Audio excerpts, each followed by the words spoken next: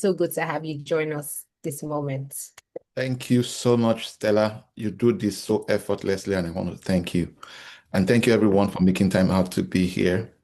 Uh, all right. So, just as I've been introduced, my name is Oladipupo Clement, fondly called OC. So, we want to. So, I made a promise last week, and I'm glad that Stella started with that. So, I will try and get into that, but just in case, because we have very, very limited time, and we have so much we still need to cover today. One of the things that I personally believe to be a major, major, major cause of financial struggles, um, it's essentially who we are becoming, who we are or who we are becoming. All right, and we laid that foundation last week. But you see, we can't overemphasize the importance of who we really are becoming because that's what drives literally everything else, right? We need, all of us need from time to time to assess, our belief systems. We need to assess our behavioral patterns because patterns are predictors of future. All right. So if you know the way you've been behaving, it can almost predict, I mean, not even almost, you'll be very close to predicting what the future would look like. And it's not only applies to finance, it applies literally to every other areas of our lives. So we've established the fact that you are where you are because of who you are. Unfortunately, a lot of people focus on what to do and all of that, but there's something we all need to become because who we become drives literally everything else. So without, further ado, I'll just dive into where we are, where we need to be today. So let me say this. Um, I found this very, very instructive, and I had to write it down and internalize it myself again and again, even though it's something that I do, something I've done for years. But it hits me differently that the reason why rich people are rich isn't because they are necessarily smarter, it's because they acquire cash flow producing assets. Now, I'm speaking to the issue of struggles. And the only reason why poor people are poor or will remain poor is because they are their only cash flow producing assets. I will repeat that again just so that we can get it. And I want it to sink. The reason why rich people are rich is because they acquire cash flow producing assets. Whereas the reason why poor people are poor is because they are their only cash flow producing assets. In other words, they have no other asset producing cash flow for them. They are their only cash flow producing assets. So you see why? Because man is a limited resource. You're confined by time, you're confined by space. So that already places a limit. So no matter how skillful you think you are, no matter how much you get done or how much you can accomplish professionally, if you are the only thing that is producing for you, then there's no way the struggle wouldn't continue. And I felt it was necessary we begin from there, right? I love what my team put together by sharing that money problems don't respect, titles, don't respect also and salaries. It doesn't respect it, right? You can earn the biggest and still end broke. Okay. Now, so that is very, very important. The next thing I felt I needed to quickly lay as a foundation is that every growth, and this is so important, this more or less like a follow-up to what we had last week. Every growth, right, is dual in nature. Every growth. And I'm going to be illustrating here right now. Let me just illustrate so I can just give you a sense of what we're talking about. This is so important. And please, if you can hear me loud and clear, please just type one. I want to thank all of you from UK, from the United States. Um, I just need your attention. This is so important. Can you see my screen? Now, Yes, sir. every growth is dual in nature. Every growth. So every growth is dual in nature, and it is first gravitropic in nature before it becomes phototropic. Gravitropic simply means away from light. Phototropic speaks to toward light. Gravitropic and phototropic. So every growth goes downward. So so this is a plane surface. Let's say this is land. Okay, right? And you plant a seed into the ground. Okay, it therefore begins to grow roots first. I'm trying to lay a foundation that is so important. It starts to grow roots first before it begins to grow fruit. So it grows roots first before it starts to grow fruits, right? So this is sometime, so forgive me for my my drawing, but it begins to grow fruits. So let's just put something here, just for illustrative purposes. Okay, so don't mind the drawing. So, but before you start seeing fruits, you see the roots. Nobody sees the roots, but that's what really contributes or determines the fruits. And this is so important because the fact that it is not yet showing does not mean you are not growing. This is so critical. Now, some of us now we've been having interaction for a couple of days or weeks right now. And sometimes when I speak to people, I recall those early days of our business. We would host events, we would host seminars, conferences, and thousands of people would gather. I remember my first set of books. I decided, let me gift this book to the first set of people who will attend. And I was just, at the stand, the registration stand, just close to the registration stand. And I overheard people saying, now book we go shop. It was so shocking to me that how can people be so you don't see book as a tremendous value, as a tremendous gift. So if I give you cash, you will finish it. But if I give you a book, you will see how to produce that money again and again. I've seen that play out again and again, even among family members, church members, mentees. Some mentees, they are not really looking for mentorship, they are looking for sponsorship.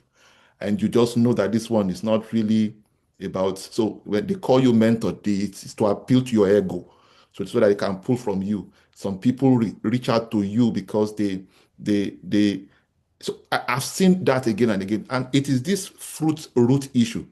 Growth is first gravitropic, and so Africa, we don't pay attention to this because it is invisible. It is the part we rarely see. Somebody following me is the part that we rarely, in fact, nobody sees the roots. The moment you plant a seed and you start digging to find out what is going on in the roots, you kill the potential. True or false? You kill it. You literally kill it, and that's what happens. So whenever every time we show up on a program like this, on a webinar like this, or we show up, you listen, you read a book, growth is happening internally. You are being reprogrammed. You are being reconfigured. Don't forget that all of us have been configured a particular way. And that's what is responsible for the results we've had so far. I always say to people, if you are not pleased with what you are seeing, then something is fundamentally wrong with who you are becoming. So let's reconfigure. That's where the real problem is. 80% of the challenges and the issues we deal with, both financially and otherwise, are root issues. But most times we try to attack things on the fruit with attempts to deal with fruit issues and ignore the root issues. So no matter what you do, if you don't reconfigure and fix the root issues, you will repeat the same error again and again. And this is so important. I will be doing you a lot of disservice if I tell you that your financial situation will change instantly or will begin to show instantly. I mean, I've had occasions where I had to reflect on myself and say, when did I become like this? When did I become like this? Because when I start seeing some results in my life, when I started to see some type of decisions, I recall a few years ago, we had to do a major project, in our business. I'm also into real estate. And I recall it was probably that was one of the biggest project we've had up until that moment. And the way and manner I negotiated that transaction showed that something had changed inside of me significantly. The way I went about that project, even when I was reporting it to my mentor, he said, "Why would you take such a decision?" He said, "Okay, you believed it was going to work." And I said, "Yes," and it worked. And I'll give you an insight into what it was, just to give you a background. Because sometimes when I say things like this, it may look like, oh, even if I don't get to the real thing I want to share today, if this is all I share, I want you to be able to internalize some of these truths, see how it applies to your family, to people around you, especially when dealing with, especially those of us who have families back home in Nigeria, and you are diaspora Nigerians, you are in the UK, Canada, US, wherever it is, wherever else that you are, other than Nigeria, then you need what I'm going to share with you, so that you have been trying to solve fruit problems in Nigeria, and that's why they are forever depending on you. Now, the same way it applies to is the way it applies to everybody else. Okay? So, guess what? So that particular transaction, I recall, it was the middle of a season, and I remembered when we went negotiating for that property, I sat down there, I said, this thing has tremendous potential. I saw what nobody was seeing, at least as of that moment. Because everybody only comes to terms with fruits. Nobody comes to terms with roots. Nobody will marry you or identify with you for your roots. They identify with you for your fruits, if it is good fruits. Do you understand what I'm talking about? So who does not want to marry a rich man or marry a rich woman? Everybody wants a rich man and a rich woman. But you have to be rich as a root factor, not just a fruit factor first. If your riches, if your wealth is just a fruit effect, and it has no roots, number one, the thing, if any crisis happen, you'll be wiped out, and you will be almost all the riches will be almost irreplaceable. And I've seen that people get devastated just because they lost a job, lost money, and all of that. Money has never been a problem for me as far as I'm concerned, because I understand what it takes to produce it. The real wealth is not having the money alone. It's good to have money. It's good to own assets, and I've got plenty of it. Okay, I'm not in any way trying to intimidate anybody here. Just to let you know that, but that's not where the real work is. The real work is knowing how to produce it whenever you need it. That's the real work, and that's the roots. So that's why I emphasize. I mean, maybe in the maybe next week or 2 weeks later, I'll be talking about, skills and other things that you need to possess. So we got into this transaction, and in negotiating for that property, I mean, this is a project that is in billions, and I decided that this was what we're going to do. Number one, the financial resources we had at the time wasn't going to finish this project, wasn't going to start and finish the project. And if the fund was enough to buy the property, but wasn't going to do the construction, or at least finish the construction. So I negotiated some very difficult things. I've never done that in my entire life, but I would never have known that I had become somebody else. And so this was what happened. And I'm giving you this for those of us who are business people or even career people. It's that because something has to change internally for things to change externally. So we got into that transaction, and I said, this property is worth this amount, no problem. We'll pay you half the money. No, we're going to pay 70%, but we're going to pay half the money, and we're going to pay another extra 20% to make it 70% within a month period. And whatever it is that we had or we would have left was going to be committed to starting the construction. So look at it. And then they weren't going to budge. The seller wasn't going to budge to the offer. So the remaining 30% was going to be spread over a 4-month period. And so And because I'd seen the value and the potential of the property, I didn't worry about whether or not they were agreeing. So what I told the man, so we brought the terms of the contract of sale. And by the time they signed, this is probably the first time I'm going to be sharing such a thing publicly. I typically would share that with my cohorts, my my inner caucus, inner circle. That's usually what I really share personal things like this. But I want you to understand the root issue. That's why I'm bringing it up. So that when you start to act, when you see people misbehaving, there's a root issue to that misbehavior too. You don't correct a behavior. So it's the same thing. When you see people acting in a successful manner, there are root issues that we need to first deal with. So we got into that transaction.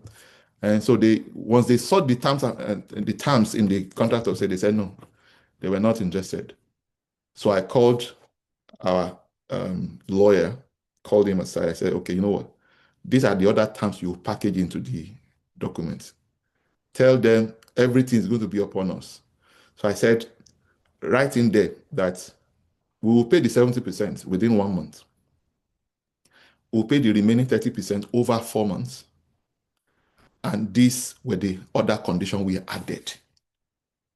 And it's like we were shooting ourselves in the leg. I said, so we wrote in that terms that number one, if we default in the remaining balance and according to the timeline, we would lose 25% of whatever it is that we had paid them. Are you hearing what I'm saying? We will lose 25%. This deal must go through. That, as far as I was concerned, it was a done deal. There's no way I'll give them all these other conditions and they will not buy it. 25% of what the 70%. Now, and this is not something that you'll be trained for. I didn't receive any coaching. There was no advice. No, we didn't even hold any meeting. It was a reflection of who I had become. That's why I'm bringing this up. Nobody will sign this type of agreement.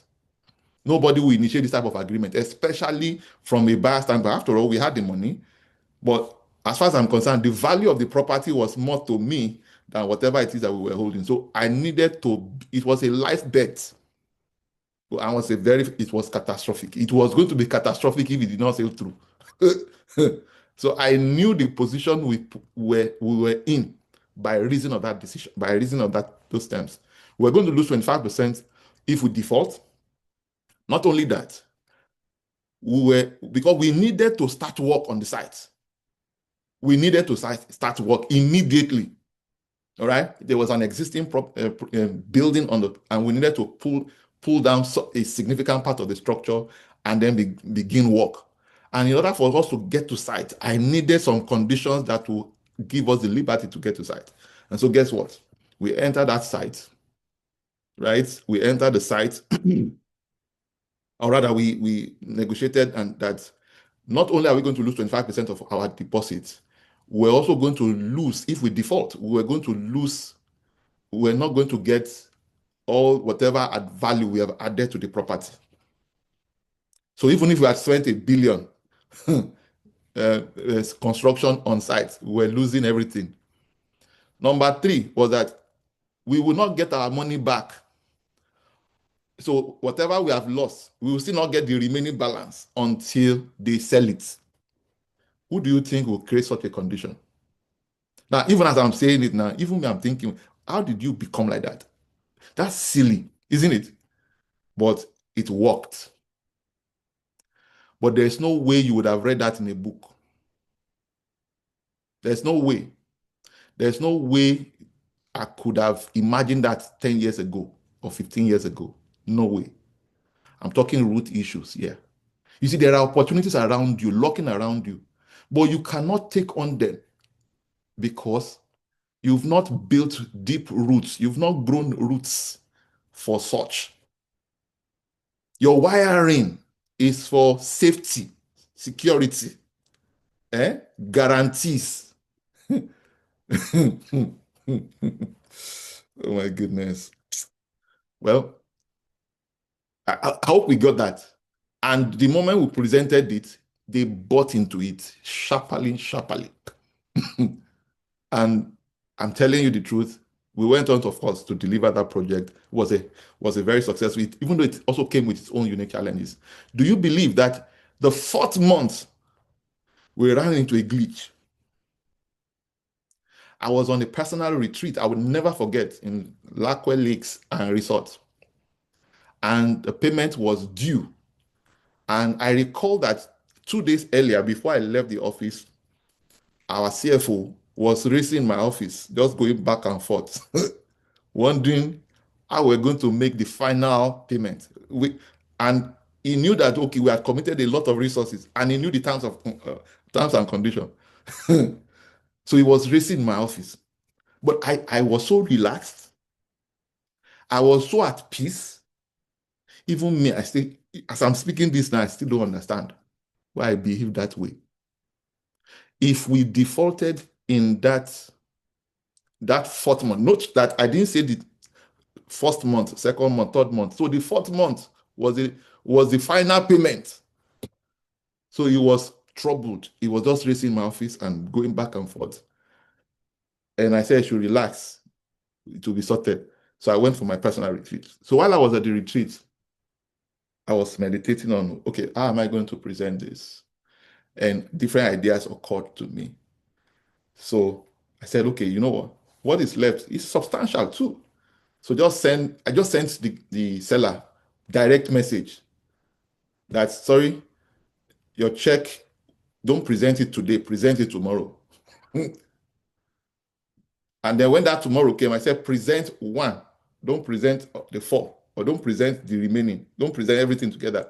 At that time, you don't, Nigerian banks do not allow for more than 10 million per check. So we had to, even though it was a couple of hundreds of millions, so that was the balance. So instead of depositing the thing, I said, drop 10 today. I'll give you further instructions. So I was giving further instruction within the hour, within the 24-hour window. I don't know if you're getting my point. And I was not discussing. You see, the battles of life are not won externally. They're not won in boardrooms. They're actually won internally. If you lose it internally, you've lost it completely. What I'm sharing here with you are deeper than what I can illustrate. But I hope somebody gets that. I went on to have a meeting with a billionaire friend, or paid him a visit, and he was sharing with me how they acquired a particular property, their office complex, and he told me very similar case. We have the same, so it doesn't matter where you are located. If we can get your roots right, everything else will be right. I hope that makes some sense. I hope I didn't belabor that, but that's very important. So let me talk about, because we really do not have time. This is why I strongly, strongly, and highly recommend that you do everything you can to attend the Achieve Financial Freedom Challenge. I had the time to dig deep, answer questions, and of course, you also have the opportunity to get a replay, even though the replay is usually for a limited time, but you still get a replay, and it's usually very, very interactive, very, very, very. And there are deeper things that I even discuss that we wouldn't have the time to get into. Many of us, I'm just meeting you for the first time. You're just getting to know me for the first time. I'm not popular, right? So for some of us, it's like, who is this guy? So it is just to introduce ourselves. Sorry, there are some people who are not popular, but they got some value, and we are sharing those values with you. But let me quickly address, since I made that promise, it's on the issue of addressing black tax, right? Yeah. Yes, sir. So, in all sincerity, anybody you want to really help, the help is not sustainable as long as you are treating the fruit, just like I mentioned. As long as you are solving an economic problem with money, it will never finish. The problem no go finish. And forgive me, lack of a better expression, the problem no go finish. It will be repetitive. They will keep coming back. So I developed a personal philosophy years ago, and that's the philosophy of teaching people how to fish, or providing a system Or I would rather fund what empowers you to fish for yourself than fund you directly. So anyone who doesn't place premium on the empowerment, so I would fund you to gain skills. By the way, for some of you who may not know, I'm also a pastor, and I know, especially if you're pastoring in Nigeria, it's like it's a welfare church is a welfare zone. So whether you know it or not, people just come, they just want to grab and all of that. And no matter how much you give them, they will still come back again. So we came up with a skill acquisition program, and the church will fund it.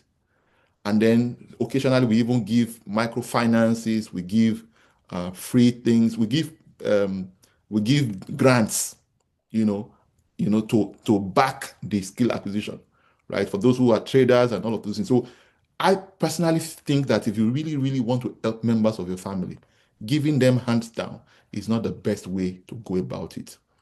The best way, if you really, really, really want to help them, is to teach them or show them how to fish. Give them, rather than giving them fish, teach them how to fish. If you can't teach them, pay for the people who can teach them how to fish. If the people you are trying to help lack skills, they lack capacity, they lack competence, it does not matter what you give to them, they will keep coming back again. And that can be very draining. And those of us who are diaspora Nigerians, you attest to the fact that you are tired. You spend and you are spent, right? It's unfortunate, but that's really the way. Once you travel abroad, everybody believes that you are picking pound sterling on the road. People just assume that, oh, you are just picking dollars. They don't know that you are combining multiple jobs. You are working yourself out just to be able to even survive where you are. They don't realize. So people back home don't understand. And this is one other thing I'm going to share. As important as it is to try to help people, if you are not helped, you can't help others. It takes person will get blood to donate blood.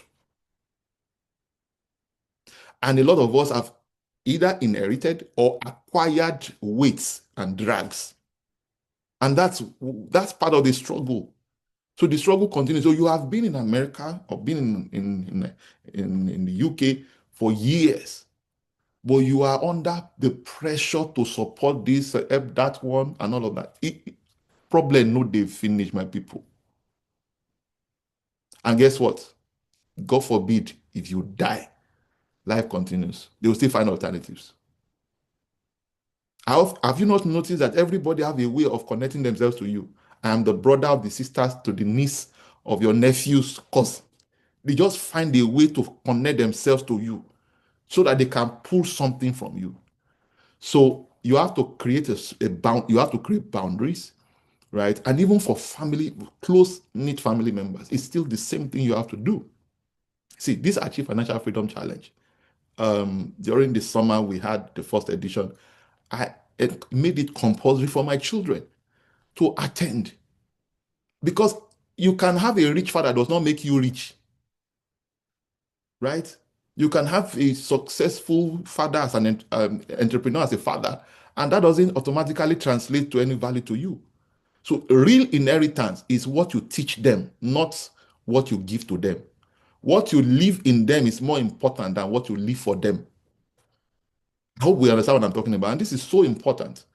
So if you truly are looking to empower people, help people back home, wherever, one of the things you should be looking out for is what are the skills you possess, right? And if you are still struggling, and so those are the areas where we need to focus on. And I personally believe a lot in self-love, self-care. I hate selfishness, self-centeredness. Anybody who knows me knows that that one died long, long ago. In fact, you can't create any measurable wealth, right? If you are self-centered, if it's all about me, myself, and I, you can't go far, right? So, but you need to self-care, you need to love yourself.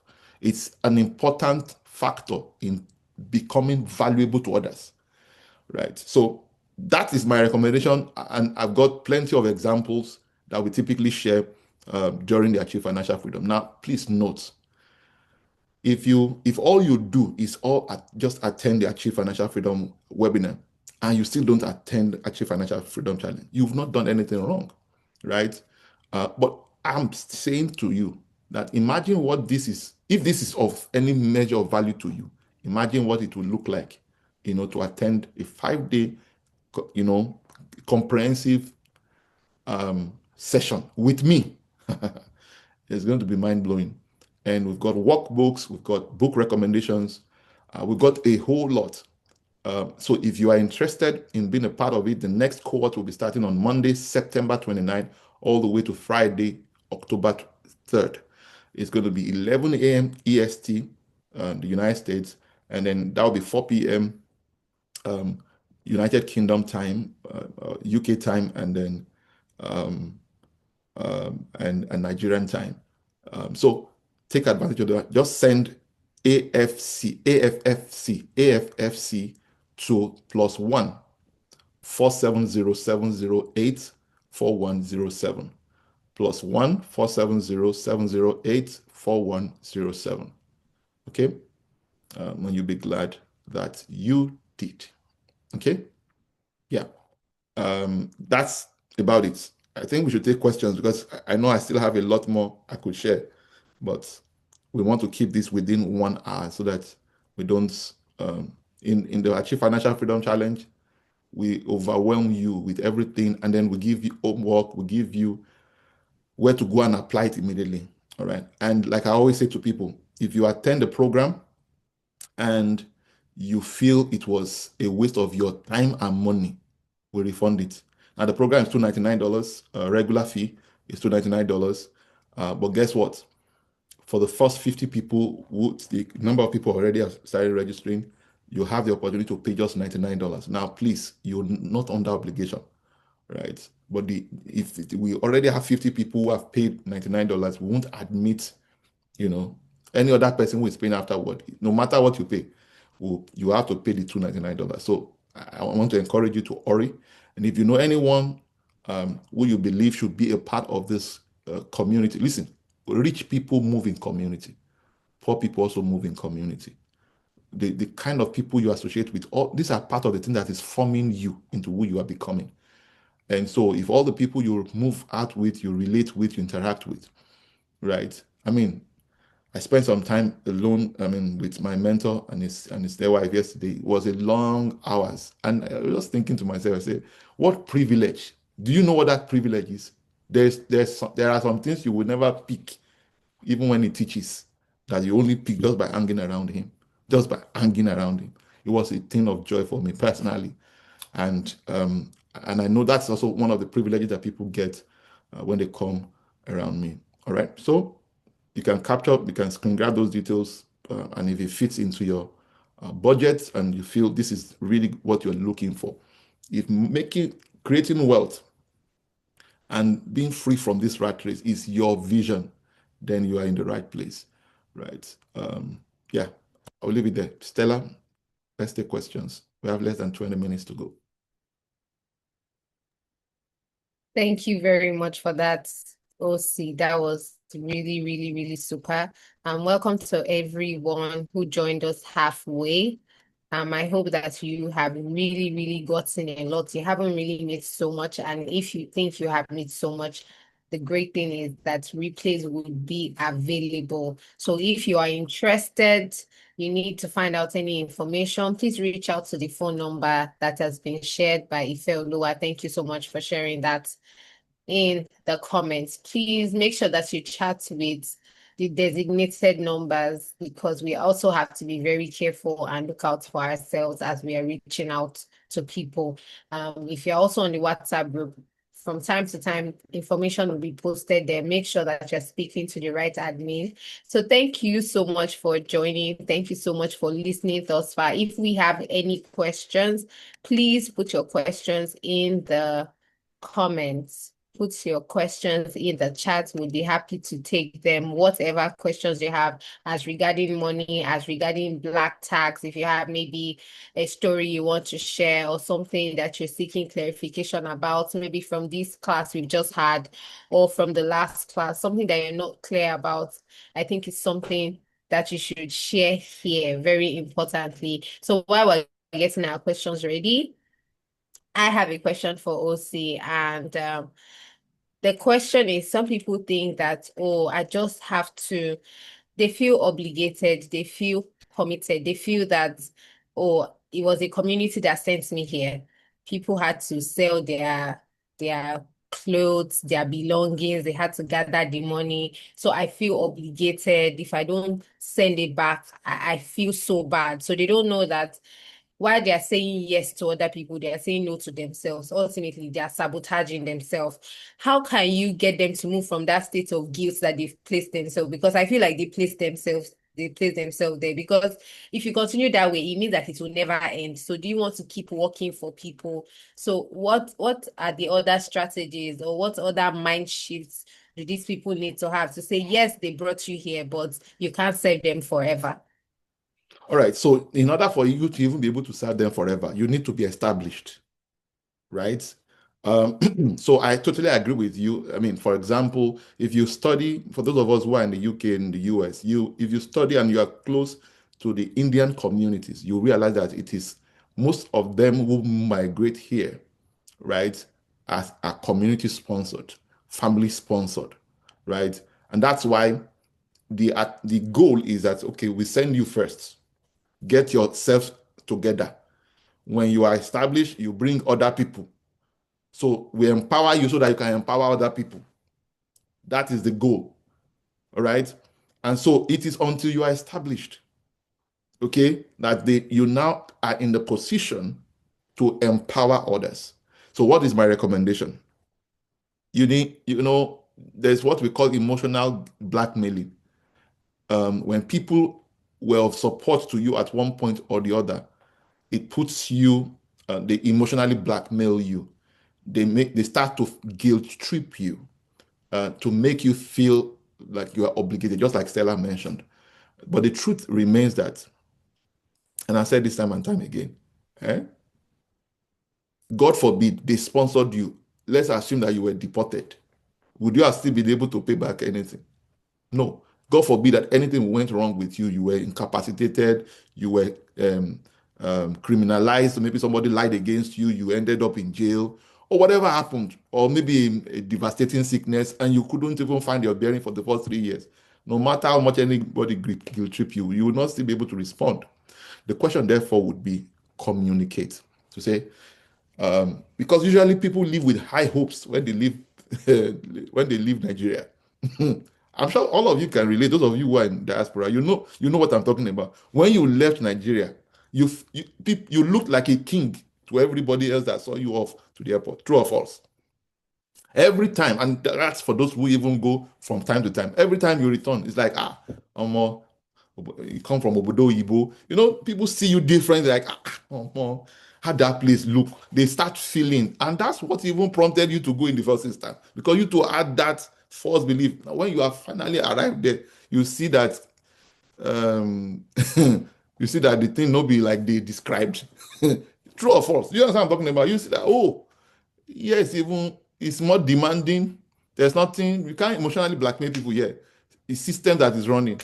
Once you start paying rent, they healthcare is very expensive. So many things like automated expenses. You have all your expenses on autopilot. All your you now have multiple streams of expenses. It's automatic. So it's not just multiple streams of expenses. You now have them on autopilot. So it puts you a lot under pressure. So most times people just immediately want to start working to survive, and that's what gets us trapped in the rat race. So under that condition, in that tight condition, you are still sending something that is not even enough to establish you. You are sending it back home. So what should be turned into a seed is being eaten off from the moment it's being harvested. And that is what is creating the problem. That's why somebody can be in a place for 20 years and there's nothing meaningful that has happened. Right? And whereas somebody else with the right network, right relationships, right contacts, right, it changes the name of the game. So what I recommend is communicate. Those you owe that obligation, you call them, say, honestly, I did not. The challenge is many of us will not communicate. We won't tell them that sorry, it will not be like the way we think. Oh, so because you know the perception of you that they had before you left, and the perception of you they still sustain now that you are over in diaspora. So the question is communicate. Sorry, where I am right now, honestly, please be praying for me. Oh, I need help. Oh, pray for God to send help my way. All right. Pray for God to send help my way, that God will establish me, promote me. Once I gain stability, everybody, especially those of us who came from very poor background, poor families, where everybody, once somebody begins to succeed, or show sign of success, the only thing everybody is thinking about is how to drag them down. They are not, the goal is not to drag you down. The goal is just to take from you. It's what we call the crab technology. Crabs, when they are put in a bucket, they don't need to cover it. No matter what any of those crabs attempt to do to escape, they will never succeed. You know why? All other crabs will bring them down. And that's what's going on in Africa. So the successful people who came from very poor background, the reason why they succeeded was because they gave caveats and told people that they cared about. Not that they didn't care about them, not that they were stingy. They just needed time. That singular line to say, sorry, I need some time. Give me like 2, 3 years. And you owe that to your parents. You owe that to if for those of you who got married before you even left, you owe that to your spouse, you owe that to your children. Please give me like 2, 3 years to stabilize and give focus, give attention to that thing before you begin to try to support whatever. The challenge is we want to immediately impress people, we want to immediately prove a point, but it doesn't take you far. Okay, so that's my recommendation. There was a story of a man. Many of you probably would know the company. They were the ones that produced this Dudu Osun, what they call this particular um, antiseptic soap. You know, it's like a herbal soap kind of soap. And this gentleman, according to the story I heard from a member of the family, said to me, said the man was probably the oldest in his family, and he just stopped attending family meetings. He stopped attending family meetings. And he had told them, see, we can't continue like this. Some of us need to communicate to people that are depending on us. I can't continue like this. You have no idea. I know people in America who have walked away from their homes with children, or the man walk away from the home because he can no longer bear the this is not what he bargained for. I'm telling you the truth. Walked away completely. Kò bójú wẹ̀yìn. He didn't even look back again. I've seen situations where his husband that even went back to Nigeria say, Omo, let us go. The wife said no. He said, I'll keep my children, no problem. The man went back to Nigeria. I've seen serious situations. Why? Because when it got tougher, they had no other choice. Some of them, these are the things that also create tension in those relationships. So this man decided to disconnect from the family entirely. So he was no longer attending family meetings. And when it took him like 10 years to establish his business and he became a multi-billionaire, when he now became established, he then started calling each of those members of the family, starting from the youngest, to start empowering them. So what's that thing you said you wanted to do?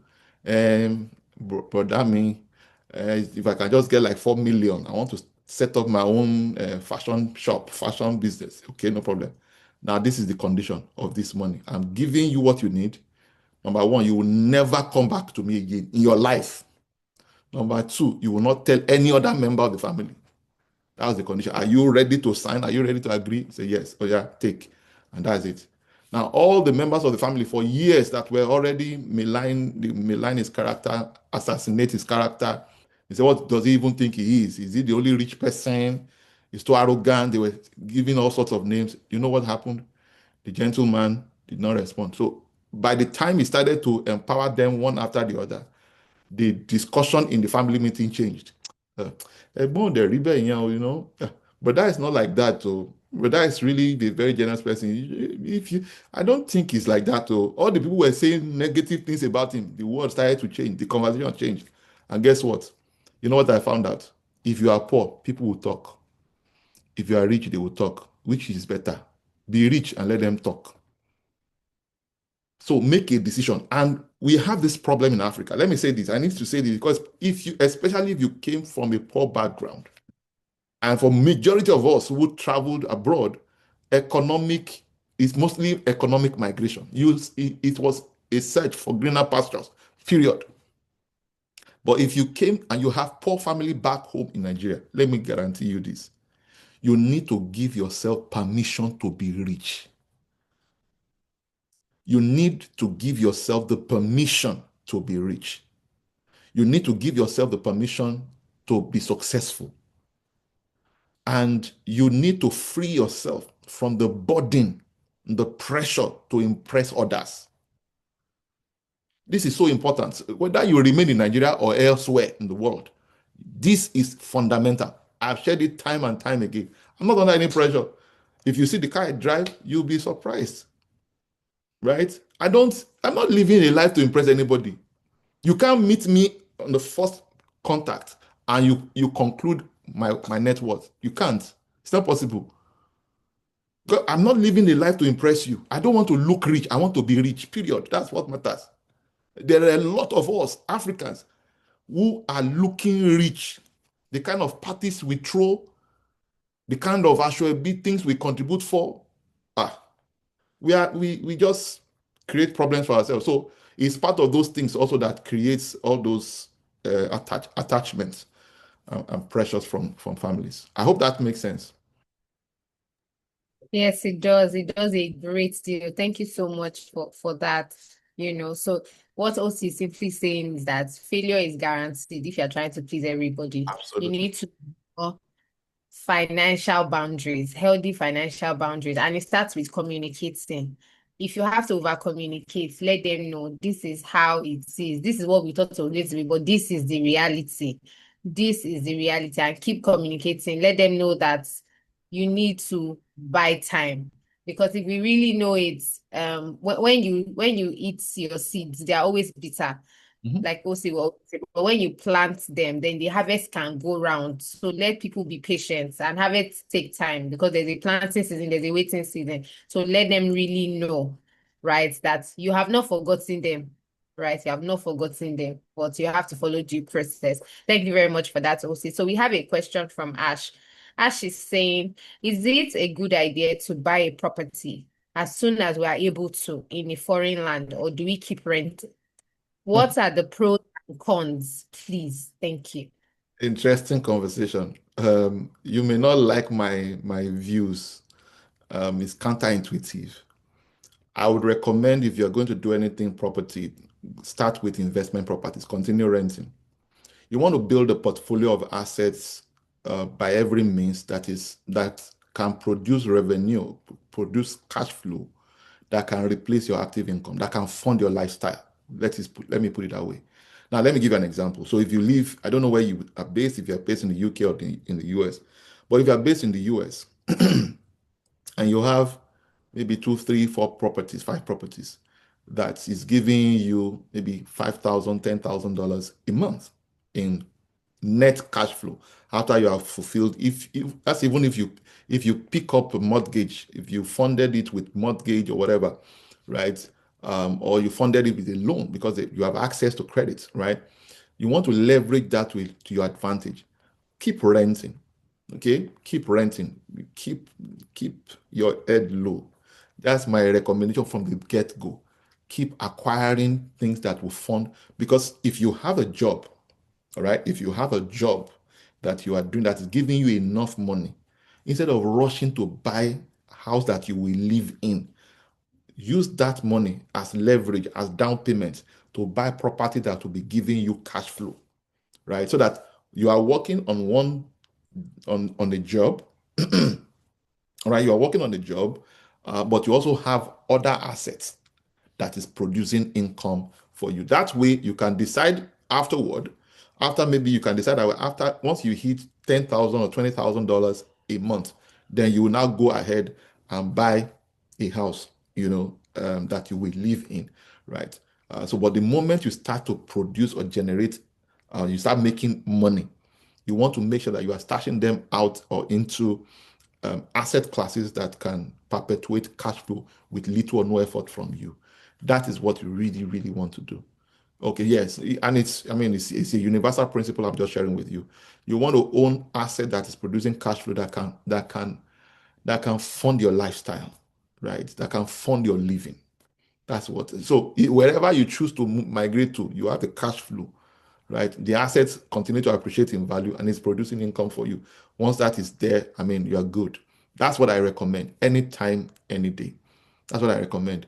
So, but if you are not in the position where you can buy property on your own and you don't not have access to credit, then you want to collaborate with others. So we have what we call the fractional ownership in America, right? We are pulling teams together, so if you cannot buy it alone, we can buy it together, and we have a management team. We have everything from sourcing the properties to renovating, repairing, and then managing the property. We have a team that handles that. So you can reach out to those numbers and we can provide you additional details. But I just felt I should share that since you asked the question. I hope that makes sense. Thank you very much, OC. Ash, please confirm that you are properly satisfied with the answer, or Just if asking there are another more. question. Because yes, I see that he or she just mentioned my rent is the same as a possible mortgage, so I am paying my landlord mortgage. So that So is the deception. So that's and we did a podcast on home ownership, and I think I shared a couple of things around this. You see, when you sign up for mortgage, you are made to believe that what you are paying as rent is exactly what you are paying as as what you are paying as rent is what you will be paying as mortgage. But it's deception. What you don't realize that there's interest, there is insurance on the loan itself. There are several other additional costs. And let me tell you point blank, the first half of the tenure of the repayment, right? It's just repayment of interest of the loan. So if it's a 30-year loan that you are repaying, the first 15 years, you are only paying interest. You have not even started paying for the principal. Again, this is a psychological warfare. That's why I give you this other strategy. Why not use the same money, build up assets, keep paying rent? We're not saying don't invest, but a house that you are paying mortgage, you'll be paying several times more. Sometimes you pay double. You only know the base repayment cost, which is the mortgage. That's what you calculate. They tell you if you are paying £3,000 a month as rent, your what you'll be paying also for mortgage will be 3,000. But if you go and run the numbers correctly, you will see all other costs. Do you understand? So I recommend this is my personal view. They tell you things like you are building equity into your property and all of those things. And while there's some sense in that, but there are other things you can use to build equity for your future without necessarily coming under pressure. Do you get? So I personally recommend that don't buy a personal house where you'll be paying. You can pay mortgage on an investment property. I would subscribe more to that. That's a leverage, right? Otherwise, you can be working for the next 30 years and all you continue to do for the next 30 years, just pay mortgage and no other investment anywhere else. I know this thing I'm talking about. I know that there are deeper things, and I know that people have been brainwashed. It's the regular thing that is going on around. So what I'm sharing, that's why I said what I'm going to share is going to be counterintuitive, right? And I'm not surprised at this same statement you made. They've put the words in your mind. So people like us are the ones who will remove it and install the proper thing. And what you should have is actually an investment plan, all right, that will fund your lifestyle. So there comes a point. Now, get me right. If by the time you have been able to leverage now all this mortgage, all this access to loan, use it to fund investment properties. All right. You get to a point where what is coming in net profit after paying all your mortgages, after paying all of those things, you can then decide, okay, if I'm getting 10,000 pounds, 20,000 pounds every month from all my properties, and I choose to now go and buy a personal house with a mortgage, you have the passive cash flow to fund that. That is what I recommend. So if you dedicate the next 5 years to say, okay, I want to begin to build portfolio of real estate assets on my own, that's a smart move you can make there. Okay? Yeah. Would that not be contextual? What if the rent payment is higher in comparison to a mortgage payment? Will that still be advisable? You see, we are still saying the same thing. Whether it is higher, whether what you are paying as rent is higher than even the mortgage, if you go run the numbers, you go and run the numbers. Tell your advisor, the mortgage service provider, tell them to run you through the numbers. What will be the exact amount you will end up paying, all right, every month? And is it a fixed term, or does it undulate, does it oscillate, does it change with time? Does it change with economic situations, right? Interest rates are high all over the world right now, and all of that. So you want to examine all of those other things. And that's what I still would stick with my formula. And the reason why I stick with it is because, you see, free, I don't know how to put it. Um, Wealth is something that gives you freedom. All right. Currency gives you freedom. Your taste can change from time to time. All right. And you may even want to change location. The environment where you currently are looking to buy a property now may not even be the place where you would love to live. So when those things change and you have not built the financial stamina to afford it, you are the one confining yourself and limiting yourself. So that's why I recommend this. Yes, sir. Pastor Julius Adeoti said he has some contributions to make. Please, sir, feel free. I'd like to hear. Thank you. Yes, sir. Thank you so much. Yes, sir. Osi, thank you so much. Yes, I'm sir. not pastor, I'm just a child of God. All My right. name is Julius Adeoti. All right. Yes, just call me Julius. Okay, Yeah, sir. I have to say that I appreciate all what you have been giving to us since I've even been connecting with you on most of this podcast or information regarding to our life, the life of immigrants in diaspora generally. That's what I want just to talk about. The only thing that I see that is wrong with us is lack of education on anything that we intend to. And that is what you are bringing light into that darkness. Because most of us that migrated to any part of the world, we don't know where we are going. And when we get there, we don't want to know what is going on there.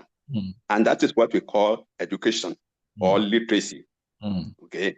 Now, on the part of the last topic that I just jumped in because I left the work, that's why I just joined you. All right. It's regarding acquisition of buying the house. Yes, sir. I was a real estate management manager for nothing less than 8 years over here in the US. Wow. I was in the real estate when the economy of America crashed between 2007 to 2008. Wow.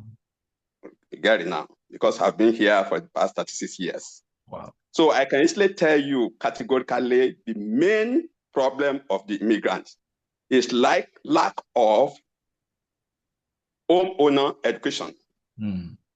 Homeowner education. Most of us, 99.9% of all the immigrants that I know of that bought the house, that they didn't know, they didn't have anything on how to own the property in diaspora. But they have been brainwashed according to the way that actually those people who are living over here, they were being done.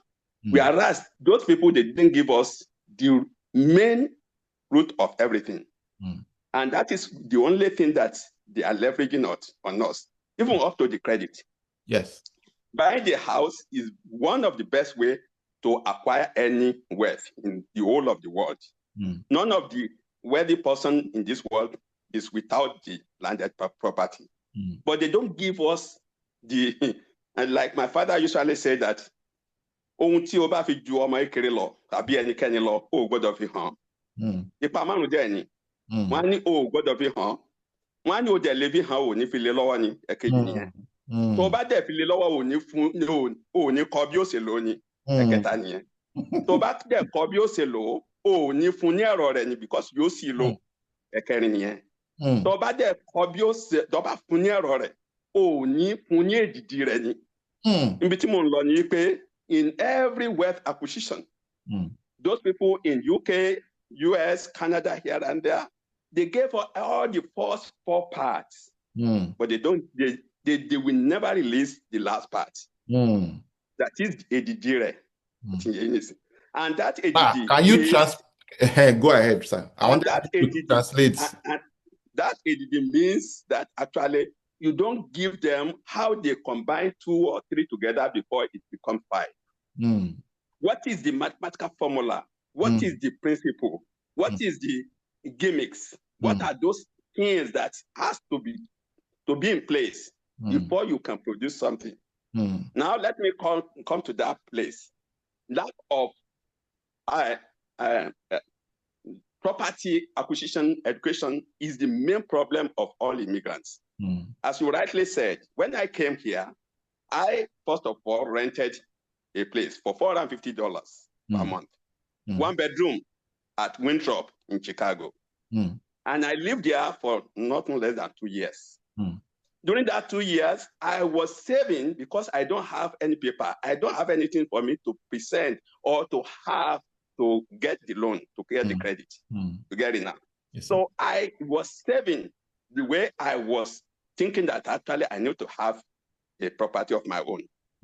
I was paying only $450. Then I rented that 1 bedroom to another of my brother who has been here 20 years before I came. The same 1 bedroom, I will be sleeping at the living room. Then you will be using the room. That is the negotiation. So I was paying $450. He's paying $200. That is eventually I'm paying $250. Yeah. So that $200 is what I was saving every month. I add another $300, making sure that I was saving $500. So that $500 that I was saving, I was thinking that, okay, by the end of 2 years, I will have nothing less than 12 to 18,000. Now that within that 2 years, I had 20,000. Guess what? They were renovating a building and they advertised that that building, that 2-bedroom is for 45,000. You know, I didn't have credit, right? Yes. I didn't have anything to get any loan. Yes. This person come to me and say that actually it's ready if I can pay up to 25 to 30%. And guess what? I have 20,000. It's more than what he was requesting for. I told him I have 20,000. Then he prepared all the paper of this, everything for me to get that place for 45,000. Then I paid 20,000, making the remaining how much? Balance 25,000. He gave me another 10 years to pay the remaining 25,000. Then I thought back, saying that I come up with 20,000 within 2 years. How will I spend another 10 years to pay 25,000? And then within 1.5 years, I paid the remaining money. Fantastic. Making 3.5 years that I own a condo of 45,000. And then I lived in that place. By the same trend that I was saving is what I was using to save the money for another 5 years. Wow. And I got $100,000 to go and buy a house for $189,000, 4-bedroom single family home. So I was having the loan of $89,000. By that time, I didn't even have a paper. So with me coming to the developer, say this house is 189, but I have 100,000 to pay cash, including the closing cost. Then that person say, oh yeah, you've already got the house. You know, within 6 months, they build the house. Among the whites, on the day that I want to close that place, to do the closing, somebody was telling me I cannot close that house at that neighborhood because it's predominantly white. I said, no, it's not possible. I closed on Wednesday and I went to go and put that key on the table of that person and say, the house that you said I cannot close is what I close now. You see what I said? Perfect. So in that way, but because of my own knowledge of education, technology, and then attending the certification of real estate by that time, that makes me to have those things. So most of our people, they will say that you will be paying the landlord the equity, and then you will pay the landlord what you should have already acquired. It's a pure lie up to today.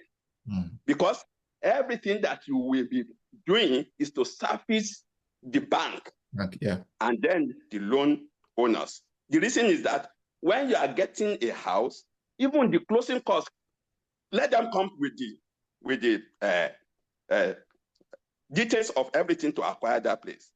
When you will get the house, you will pay a lot of money. Agents, here and there. You know, I salvaged all agents out of all my 2 properties that I told you of. That time it was 5% each one of them. But I was buying directly from the owner, from the property owner, and then the second one from the developer directly. They gave me that 5%. That 5% they should have given to the agent on that developer, they gave it to me. That is part of my knowledge, because our people are perished because of lack of knowledge. And you are exposing us, you are giving us the light in so many ways that you are talking about. And that is how I started to develop. So by 2007, I become a real estate somebody. And then I was even selling house to people using the same gimmick that they want to hear, because they don't want to hear the way I move. They want to hear all those things before they can allow me to take the house. So I was using it until everything crashed. And guess what? I got a slap because I was having nothing less than 13 properties that was foreclosed on me. But guess what? At the back of the door, I've already got all of my house, all of my own equity, because I've already known the way to get it. In that way, the cost of closing a house, if they can factor in, then the cost of selling it, if people factor it in, and the cost of maintenance of that house, for you to sell it at a very appropriate something, you will see that when they give you the check, it doesn't cover even 25% of what you are supposed to get. Very true. And that is why I said I really appreciate what you have been saying. Thank you so much, sir. Wow, this is incredible. This is incredible. Please, let's celebrate Mr. Julius Adeoti. This is really, really, really incredible. Honestly, you know, when it spoke about how he acquired the $45,000 house, that's what we call seller financing. All right, where you are not really accessing loan from the banks. And there's many of such opportunities, right? We do that in Nigeria. That's what most of us do. So I want to sell you a property in Nigeria. It's worth 250 million. You give me, you deposit 30 million, 50 million, and then you spread the remaining balance. That's seller financing. You are not getting any loan. But that's exactly what he has just done. Honestly, this is incredible. Thank you so much for sharing your heart and for sharing your experience. I truly, I just could not, I always do not want this meeting to exceed 1 hour, but I couldn't interrupt you. You were just hitting the nail on the head, and I'm so grateful for the gift of you on this platform. Thank you so much, sir. Over to you, Stella.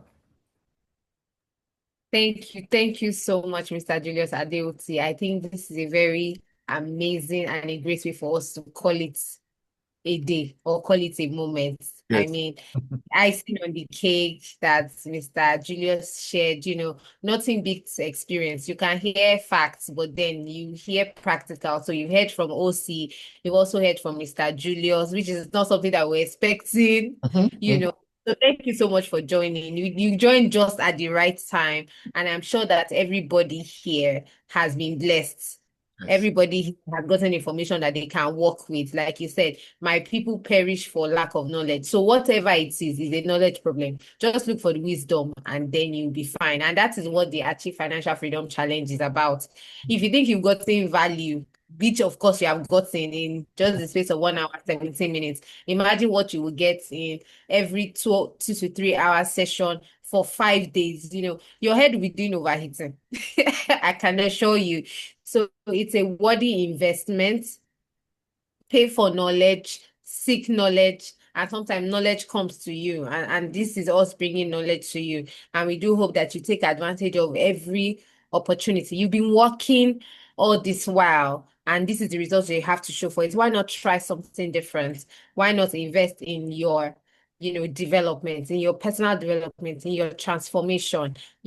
Once a week, twice a week is not enough. Sometimes you need intensive, you need to hear it back to back to back. And like OC has mentioned, rich people move in communities, poor people move in communities. But I know that everybody here is a rich person, and being a rich person is a factor of the roots. Mm. So are you going to be rooted in wealth? Are you going to, begin to overhaul, reprogram all those long-standing mindsets that have not been serving you and replace them with a new one? So I want to say thank you to everyone who has joined from the beginning up until now and those who will catch the replay.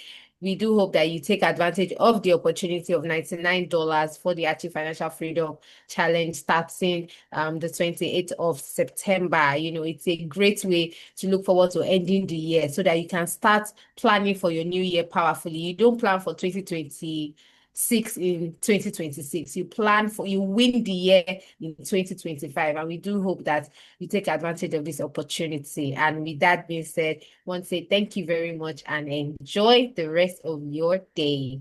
Bye for now. See you on Saturday. Bye-bye.